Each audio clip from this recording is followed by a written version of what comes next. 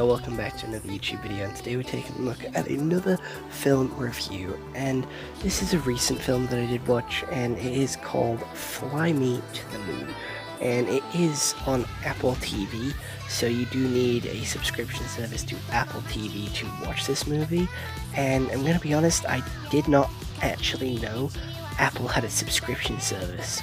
That is wild to me. Apple makes phones. Apple should not be making a subscription service for you to be able to watch movies, and the movies on that subscription service should not be this good either. I am going to be honest, like, this was a banger of a movie. Apple had no right to make a movie this good. They specialize in making phones, so they shouldn't be branching out into TV shows. They do not have the right to be making, like, these incredible movies that are this good. Like, they make very subpar phones. They don't have the right for this. But without any further delay, let's take a look at what Google has to say. So, Fly Me to the Moon is a 6.6 out of 10 on IMDb and a 65% on Rotten Tomatoes. You can watch this on YouTube, Google Play, or Amazon Prime. And sparks fly between a marketing executive and a NASA official as he makes preparations for the Apollo 11 moon landing. So how the story actually goes is we take a little bit of a trip to the past and go all the way back to Apollo 9, which imploded, and killed the 3 astronauts inside. We then have Channing Tatum, who is about to make a name for himself, and he goes and he does that. He is trying all the way throughout this film to get 3 people to space, and that is his mission. He is trying to get 3 guys to space, to the moon, and back to beat the Russians. And then Scarlett Johansson comes into his life and kind of makes his heart skip a beat, you know? Like, his heart does a little bit of a flutter, a little bit of a little hop, skip, and a jump, because she looks quite pretty. So he gets the hots for her, and then he realizes that she is a news reporter and is there to dig around and promote them. He doesn't really like that. He thinks she's sticking her nose in. So he treats her like shit, and still falls in love with her by the end of the movie. Yeah, spoiler alert, but whatever. I don't get it. He hates her for like a good 90% of this movie, but he still falls in love with her by the end. She manages to turn it around by taking brand deals and hiring actors to take interviews and talk about it and hype it up and just really promote it. Like, she is promoting it hard. She's lying, she's doing this, that, the other, making false promises, which then Channing Tatum is going to have to sort of like make up for and sort of follow through with, which isn't always possible, and she undermines him and sort of goes under him and goes above him to the government and to his people to get really what she wants. And she does increase their budget, she does get everyone on their side to, you know, afford the rocket, but she does make a couple of compromises with him, and obviously, she then has to fake a moon landing because they don't believe that the moon is actually gonna, you know, if it doesn't work, they have made all these promises that it's gonna work and that it's gonna succeed and that they're gonna land on the moon. So they need a backup plan. So she films a fake moon landing and is live broadcasting it to the world. And she then thinks, you know what, this is wrong, I love this guy, I've changed my mind, being a liar is bad, I've lied to everyone all the way through this movie, multiple times, about multiple different things, I'm changing my ways. She has a quick epiphany and a change of heart, and a gift from her, like, assistant completely is the final straw. So she marches back to the space station, and she walks over to Channing Tatum, and she goes, I'm a liar, and I faked the moon landing, you need to see it, and I need your help to fix it. So they fix it, they send the rocket up to the moon, and they actually use the moon footage, and that is what gets broadcasted to TV, and then the movie ends with them kissing. And again, that is a quick summary of a 3-hour movie, a very, very quick summary of a 3-hour movie. So again, I do recommend you go watch it for yourself to make your own opinions and to get a better gist of the full story. But the acting in this is actually really good. We have the likes of Channing Tatum and Scarlett Johansson, so the acting is really good. The story is quite interesting as well. It's a basic love story, and it does have the sort of 10 things I hate about you trope, where she does the bad thing and he finds out they hate each other, and then they make up and fall in love by the end. But that was all in like the last half an hour of the film.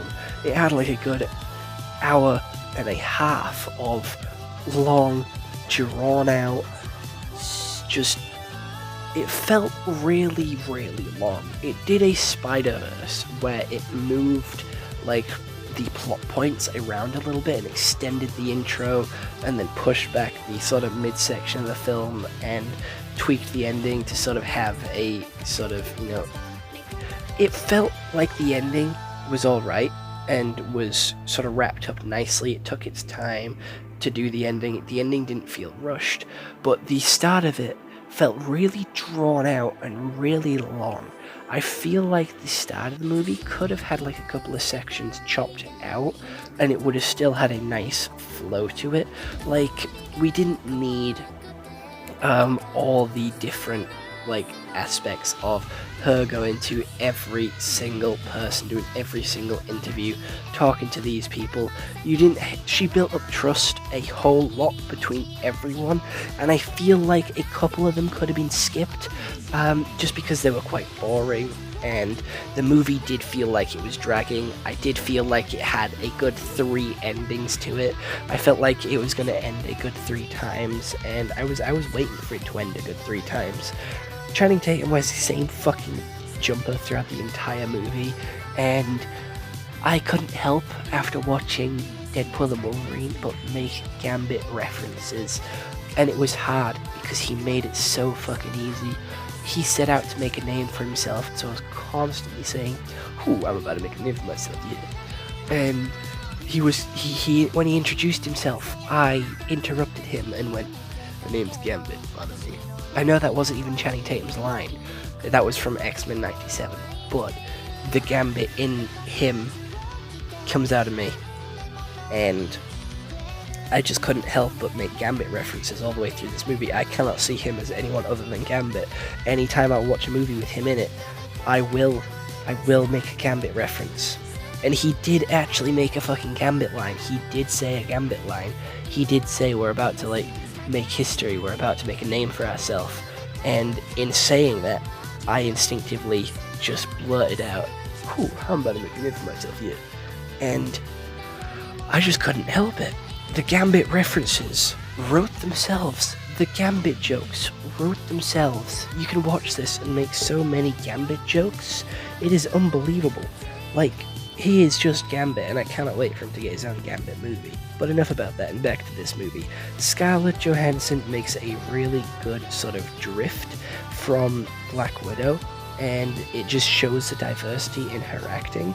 She does still play the sort of lying, I'm going to say quote-unquote spy, because she does do a lot of detective work, she does do a lot of digging and information gathering and research, so it is kind of detective work, and she does use her femininity, like her being a girl to her advantage. She uses her being a girl to her advantage, and seducing a lot of the people she wants to get information out of.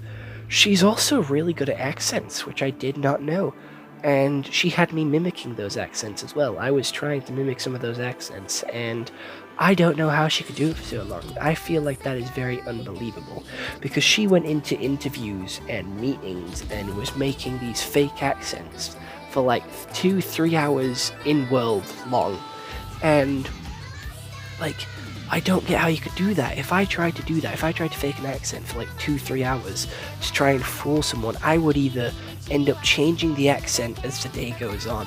If you watch my Demon Slayer sort of manga readings, you will see, like, as I go through the book, the accent slowly changes, or the voice slowly changes as the book goes on. I cannot stick with the accent for the life of me.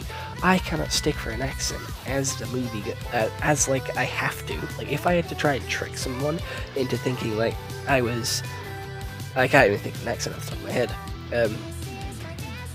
Spanish or something like that, I couldn't. I just could not do that.